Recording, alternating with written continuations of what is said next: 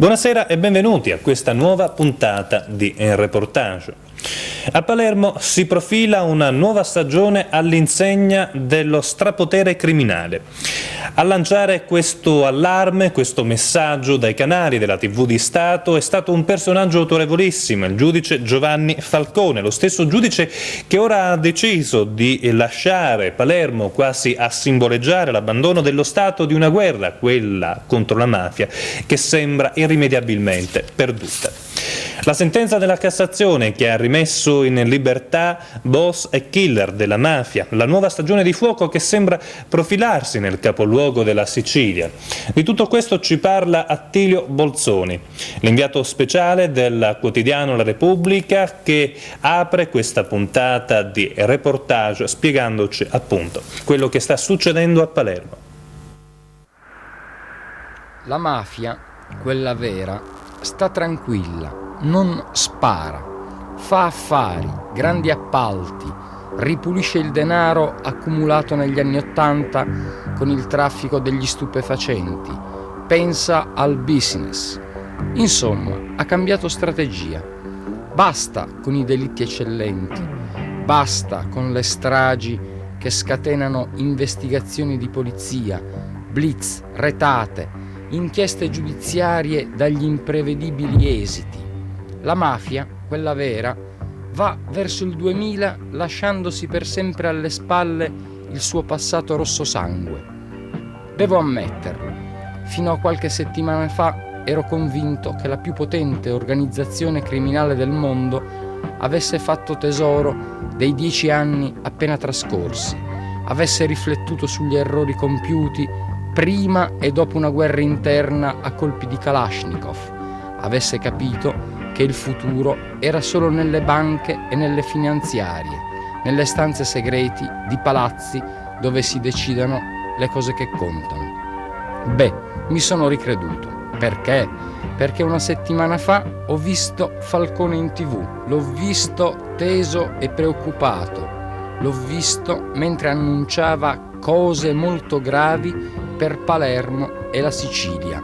Il giudice Falcone, che di mafia se ne intende più di chiunque altro, ha parlato di pericolose instabilità dentro l'organizzazione denominata Cosa Nostra.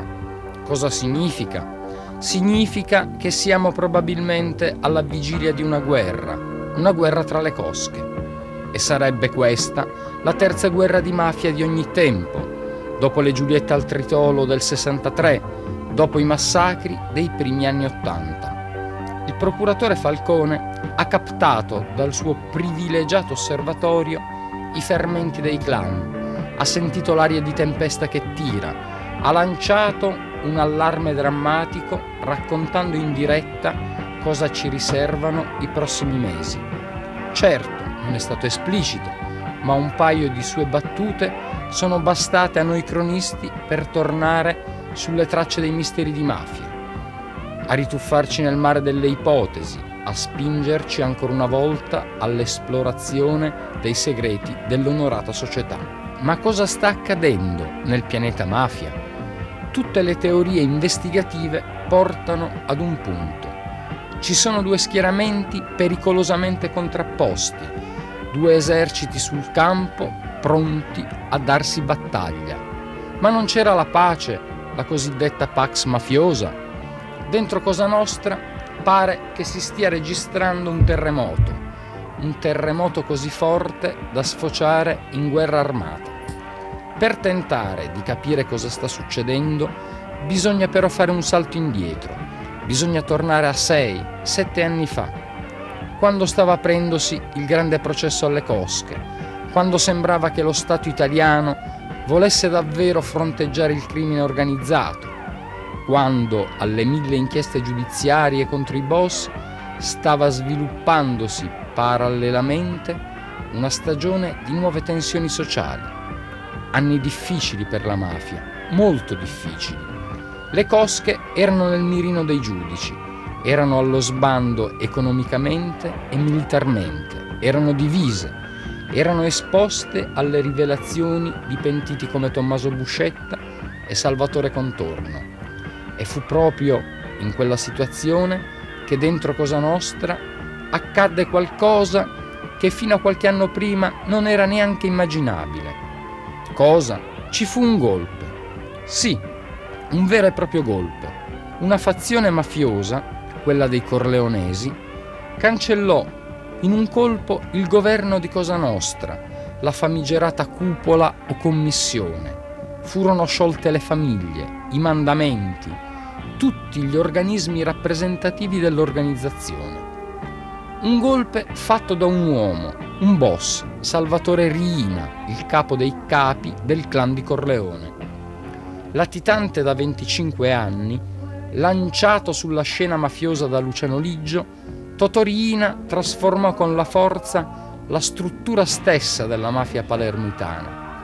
L'organizzazione non aveva più rappresentanti in tutti i quartieri, non aveva più reggenti in questo o quell'altro mandamento, ma solo un vertice, solo un re, lui, Totò Riina.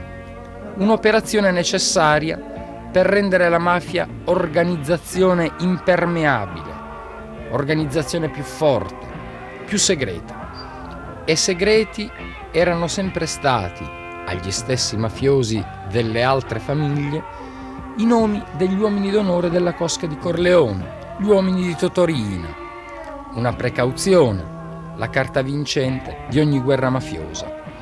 A pagare il conto di questa sorta di ristrutturazione di Cosa Nostra furono molti clan, soprattutto quello del Papa di Ciaculli, Michele Greco. Una volta il Papa era il capo della cupola, anno dopo anno divenne uno strumento dei Corleonesi, l'uomo di paglia di uno schieramento che aveva alle spalle sempre Totò Riina. Ed è proprio questa la ragione della guerra che si annuncia oggi. Nella mafia ormai c'è un dissenso generale nei confronti di Riina, c'è voglia di rivolta, c'è chi vorrebbe far fuori il dittatore dell'organizzazione. Chi vuole fare tutto questo? Beh, le prime indiscrezioni investigative dicono che c'è stata una frattura nello stesso clan di Corleone, una rottura tra Totò Riina e Bernardo Provenzano, un altro superlatitante, un altro inafferrabile boss legato a doppio filo a Luciano Liggio. È vera questa frattura? Sono solo fantasie investigative? Solo voci di terza mano raccolte magari da qualche confidente interessato? Pare che ci sia qualcosa di più. Qualcosa accaduto a Bagheria, postazione strategica della mafia palermitana. Lì il boss provenzano aveva piazzato 2 suoi uomini come supervisori della famiglia, tali Giuseppe Leggio e Bartolo Castronovo. I 2 dovevano garantire un certo ordine, dovevano insomma comandare. Ma dopo 2 giorni e 2 notti, dalla nomina di capi di Bagheria, i 2 sparirono, furono inghiottiti dalla lupara bianca. 2 fedelissimi del potente Provenzano fatti fuori. Chi poteva osare tanto? Il pentito Francesco Marino Mannoia un sospetto ce l'ha. Dice che è stato Salvatore Riina. Aggiunge poi che tra Riina e Provenzano le cose non vanno tanto bene come sembrava. Ma non è tutto. Dall'altra parte, dalla parte dei Greco di Ciaculli e di Croceverde Giardini, pare che si stiano riorganizzando. Ci sono molte famiglie che hanno stretto alleanze con il Papa, altri clan che sono in rapido avvicinamento a Ciaculli, cosche che non hanno mai sopportato lo strapotere di Riina e dei suoi invisibili corleonesi. Un intreccio di patti, un pericoloso segnale per Corleone.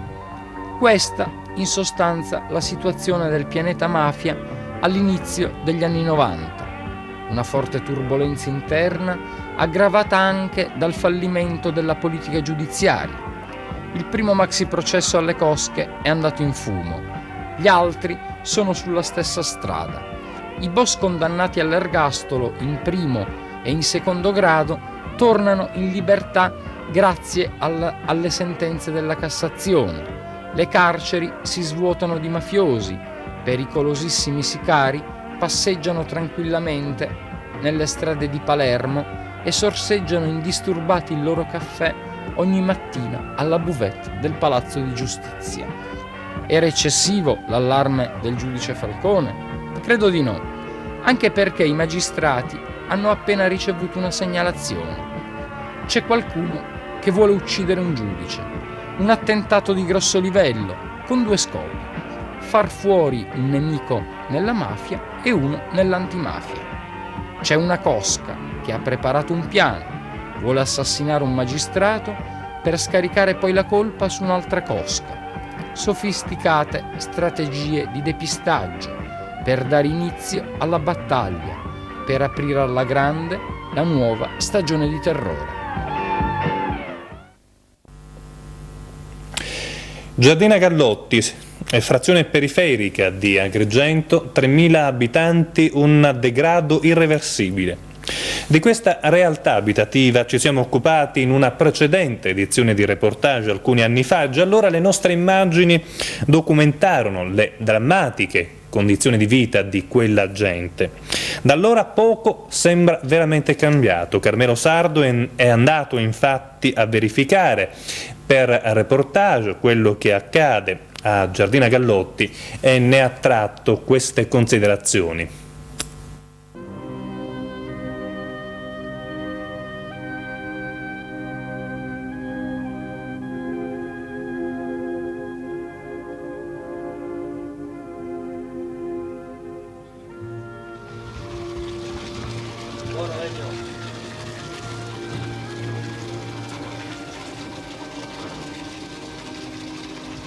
Signora, buongiorno. Non arriva l'acqua? Abbiamo acqua 2 mesi. Siamo senza acqua che siamo abbandonati nel paese, preciso. Non ci pensa nessuno per niente.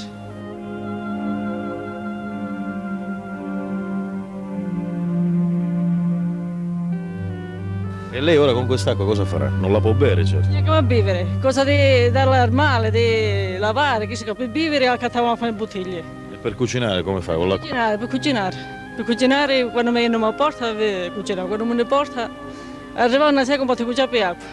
Non ha potuto cucinare per l'acqua? Per l'acqua, propriamente.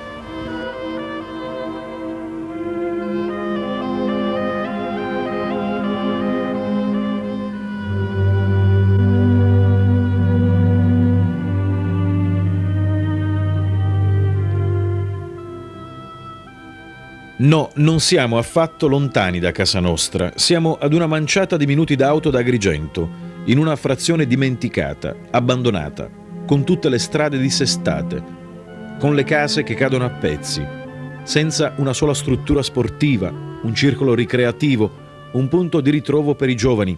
Ma soprattutto siamo nella frazione dove l'acqua arriva ogni 50-60 giorni, dove da 3 anni questi nuovi lampioni non sono mai stati accesi. Siamo a Giardina Gallotti.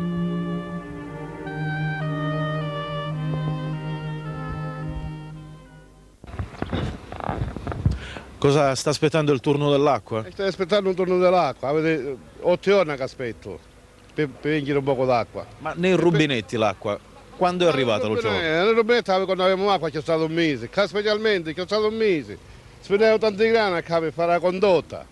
Ora 6 mesi che è fatta, ha combinato tutto a mezzo fango, a mezzo sterro, non si sa che fine fica. Ma quest'acqua che vi dà adesso con l'autobotte, ci potete bere? Cosa ci fate con quest'acqua? Per bere a Seculiana vai. A Seculiana non è che c'è l'acqua di cose, di Borgio Favara.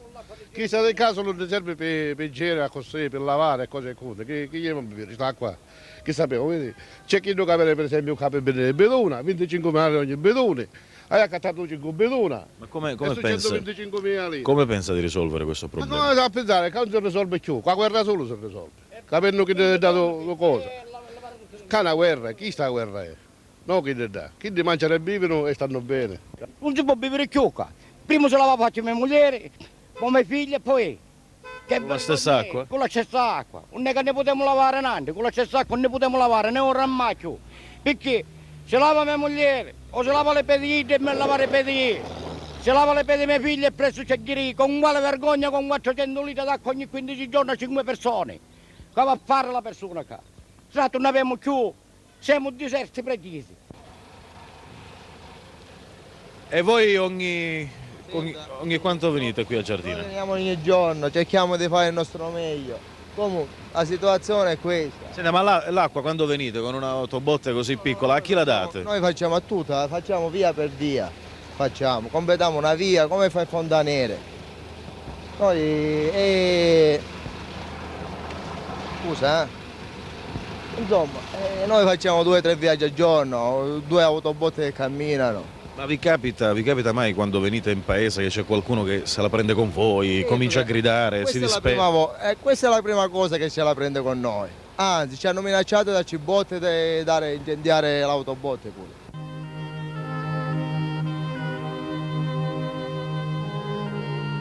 A Giardina Gallotti arriva appena mezzo litro al secondo di acqua, da Raffadali. Ci sono state rotture lungo la condotta che ne hanno impedito l'afflusso. La penuria ha scatenato la corsa all'autobotte, attesa quotidianamente quasi fosse una manna dal cielo. Le strade poi, non ce n'è una sola asfaltata. Sono state sventrate per rifare le reti idrica e fognante. Non le hanno più sistemate. Come pensate di risolverli questi problemi? Siete mai andati al comune a parlarne col sindaco? Sempre. E cosa vi dicono? Mi canna bene, non me ne ma. Come dei gas, perché promettono di non ma. Fa così. Signora, certo che è un po' desolante vivere qui, o no? A voglia è desolante, mi mancano tutte cose. Qual è il problema più grosso secondo lei? Qual è? Che mangiare acqua, caricare sempre acqua, sempre vero, a rompere le macchine, la luce che a sera non si può camminare, viene qualcuno e si arrezzola. È vero? Come signora? Le foglie ne mancano, lasciate tutta rotta, che abbandonate completamente, sì. Di murare, non potevamo murare, facciamo tanto spesato, all'ultimo ne fecero lo sigillo, non potevamo fare niente, che è bello che tutte le ange murano e non potevamo murare più. E l'acqua signora, l'ultima volta che è arrivata? L'ultima volta manca già di 2 mesi l'acqua, 2 mesi. 2 mesi? 2 mesi, senza acqua. Come fate? Quella per bere la comprate immagino, no? La voleva comprare, siccome potevano in genere, l'abbiamo carriato, dice puzzera. A Giardina Gallotti c'è una scuola elementare e una sezione staccata della media Quasimodo, la cui sede centrale è a Villaseta. In questo edificio che vedete qui alle mie spalle ci sono 3 classi, una prima, una seconda e una terza, complessivamente ci sono 36 alunni. Siamo venuti a trovarli, il preside, il professor Lobue, gentilmente ci ha permesso di avvicinarli e io vorrei innanzitutto sapere come trascorre qui un giovane a Giardina Gallotti il tempo libero. Andando al bar, insomma, uscendo, fare delle passeggiate, andando in campagna, così. Ma attività ricreative non ce ne sono, so che non ci sono strutture sportive per esempio. No, niente, solo giocare in mezzo alle strade, questo. Ecco, immaginiamo adesso per un attimo di avere il sindaco di Agrigento qua davanti. Ecco, che cosa gli chiederesti come problemi più grossi da risolvere a Giardina, indipendentemente dal fatto che tu sei una giovane? L'acqua. L'acqua, a casa tua con quanti giorni arriva? Lo sai? Sì, arriva, però come? Poca e basta. E poi le strade pure, perché le strade non si può proprio camminare. E la scuola, la scuola, una palestra. Noi ragazzi specialmente non sappiamo dove andare il pomeriggio, stiamo sempre a casa, rinchiuse là dentro. Ma non andate ad Agrigento, per esempio? No. Perché? No, ma anche no che non c'è permesso, perché se ci fosse la possibilità, anche per i genitori. Il tempo si passa di solito a casa, oppure non lo so, c'è qualche amica, non lo so, si esce, si va a fare delle passeggiate, ma anche che facciamo delle passeggiate dov'è che andiamo? Per esempio da casa mia verso queste parti qui sotto, ma non è che c'è qualche posto dove andare e divertirsi. Quindi la cosa che tu vorresti subito, tu che sei una giovane qui a Giardina, quale sarebbe? Una cosa soltanto, per esempio? Questo, fare qualcosa, un divertimento, creare un divertimento per i giovani, qualcosa di diverso, perché c'è molta monotonia, veramente. Come mai qui a Giardina Gallotti con tutti questi problemi non avete pensato di costituire un comitato di quartiere per portare avanti appunto questa battaglia?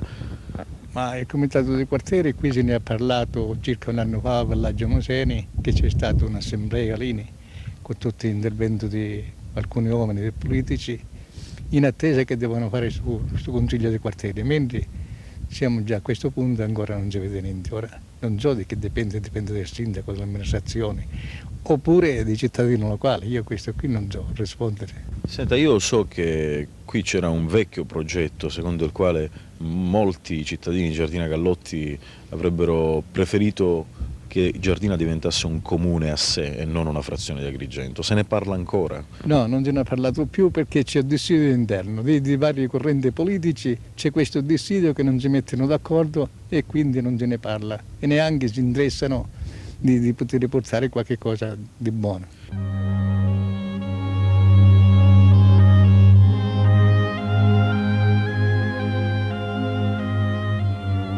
Questa è Giardina Gallotti, 3.000 abitanti, un fazzoletto di case e tanta desolazione.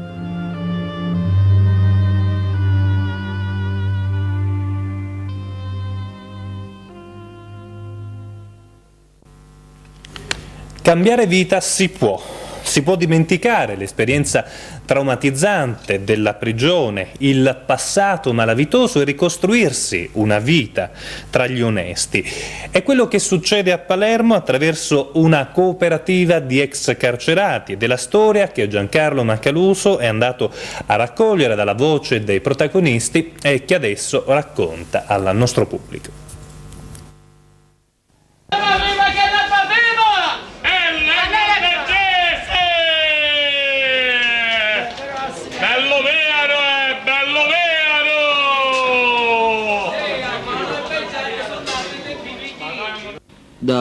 Da piccolo sono stato al riformatorio a 9 anni perché rubavo. Oggi sono grande e sono vaccinato e voglio lavorare. Vogliono rifarsi una vita, vogliono dimenticare il passato che li ha visti protagonisti di rapine, scippi, furti, tentati omicidi, spaccio di droga. Sono usciti dal carcere pensando che in fondo cambiare vita non sarebbe stato difficile, assicurare ai loro figli un'esistenza dignitosa, tranquilla, senza problemi, senza il pericolo di ritornare in carcere, senza più l'incubo di una cella che li strappi per anni all'affetto di una moglie, di un figlio, da rivedere chissà quando. Hanno detto basta ad una vita non degna di essere vissuta, fatta di piccoli espedienti, di inquietanti avventure che li ha sprofondati nelle torbide acque della malavita. Ma si sono sbagliati. La vita per un ex detenuto è difficile. Impossibile trovare un lavoro. Bisogna fare i conti con la diffidenza e l'ostilità della gente, del datore di lavoro che appena sente di ex carcerati fa una smorfia e gentilmente dice «Mi dispiace, non ci sono posti disponibili» e chiude la porta in faccia a chiunque di loro si presenta. Ma non c'è posto per loro, per gli ex detenuti. Non c'è posto nella società civile, figurarsi in un'azienda privata. E così la frattura tra coloro che hanno fatto l'esperienza drammatica e terribile del carcere e il mondo civile, democratico e progressista, si fa sempre più profonda, più insanabile. Altro che rieducazione e reinserimento del condannato. Alla luce della realtà, il dettato costituzionale appare falso, sembra il frutto di una mera elaborazione concettuale. Il sindaco Lovasco non ci dà nessuna possibilità di poterci inserire e non ho più dove andare. La mia vita oggi è distrutta perché tutti chiudono le porte. Sono disoccupato al massimo, a collocamento non si fa niente. Oggi per andare a collocamento, prima di lavorare, devi pagare. Perché tanto vale che me ne vado a rubare, non ho altro. La verità è che per un ex detenuto non c'è speranza.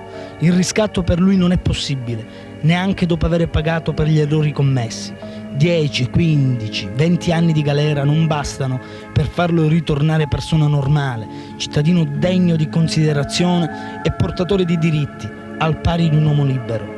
Una condizione difficile da sostenere che si fa ancora più pesante se la città in cui si vive si chiama Palermo, con 1000 problemi che le insidiano, non ha tempo per pensare a un ex detenuto e lo lascia marcire facendogli ogni tanto delle promesse che non si realizzeranno mai. 26 anni.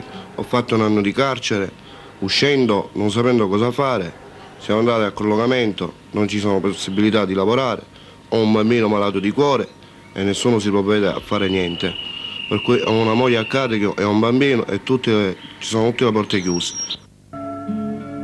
Ma ci sono alcuni ex detenuti che non demordono, che sperano di riuscire a trovare un'occupazione sia pur precaria. Si sono raggruppati e hanno creato un'associazione che si chiama Movimento per una Vita Nuova. Vi aderiscono più di 150 persone che svolgono attività di sensibilizzazione. Lo Stato li ha abbandonati e loro cercano di uscire dall'isolamento riunendosi e progettando iniziative che possono farli sentire ancora vivi, non definitivamente smarriti. Sono presidente di un comitato di ex detenuti. Abbiamo formato questo comitato per lo scopo del reinserimento degli ex detenuti e soprattutto sul campo lavorativo.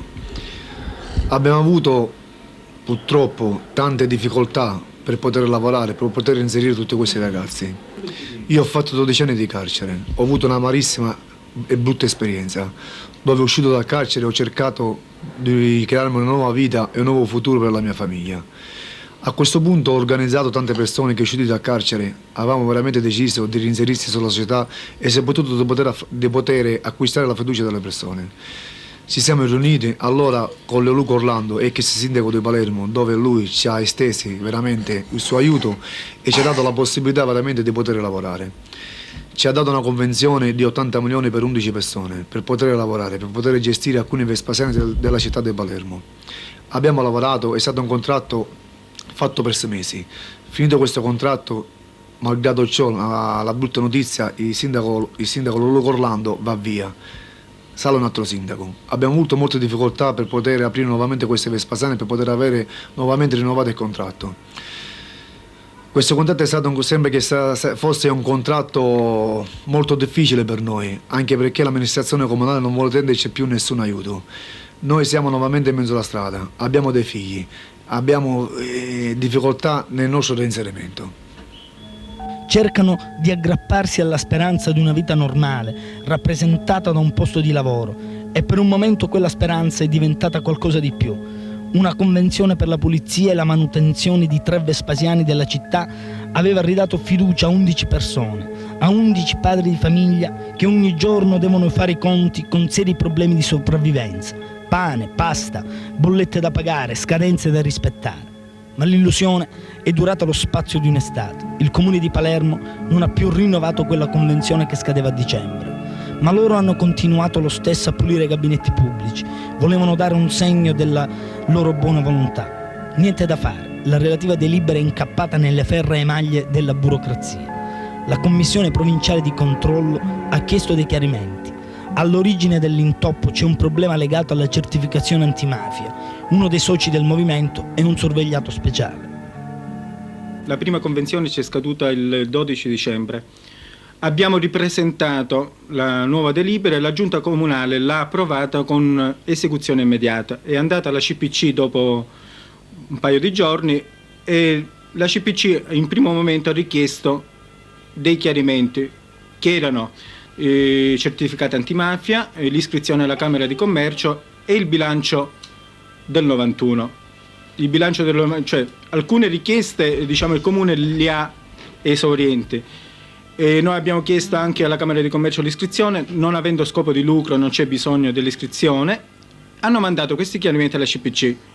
Va di nuovo nuovamente in commissione, la CPC la blocca nuovamente, richiede nuovamente dei chiarimenti in quanto il Comune non ha esaurito in un modo completo queste richieste perché mancavano ancora i certificati antimafia. Allora da parte nostra, per accelerare un pochettino l'iter e i tempi, siamo andati a trovare il dottor Spadaccino, il vicario prefetto di Palermo, che ci ha risposto che c'è un sorvegliato speciale tra di noi e altre 2 persone, non si sa, non meglio identificate precisamente. Sorveglianza speciale. No, di questo lui ci ha detto una persona sorvegliato speciale. Altri 2 ci ha lasciato così, in bianco, diciamo. Al che siamo andati nuovamente al Comune per vedere se loro, da parte loro, potevano fare qualche cosa. Ora aspettiamo che questi certificati antimafia arrivino al Comune e che la Giunta Comunale approvi il bilancio 91. Siamo in fase di, diciamo così, di attesa. Basta una semplice formalità burocratica per infrangere un sogno coltivato per anni dentro una cella del Lucerdone. Ci troviamo a Piazza Castelnuovo, dove gli operai facevano 3 turni al giorno, dalle 8 a mezzogiorno, dal mezzogiorno alle 16, dalle 16 alle 20. C'erano 3 turni stabiliti per questi operai.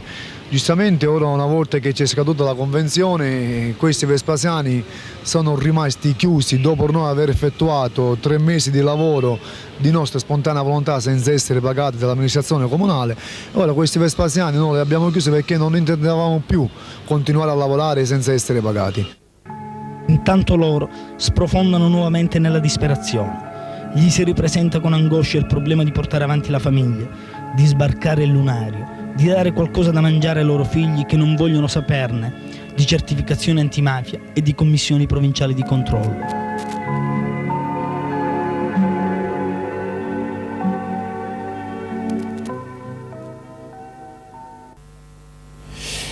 Bene, con queste immagini, permetteteci di dirlo, di redenzione, di speranza, si chiude la puntata di questa settimana di Reportage. Noi crediamo appunto di chiudere con un messaggio benaugurante per il futuro e vi diamo appuntamento alla prossima settimana, mercoledì alle 22:40. Buonanotte.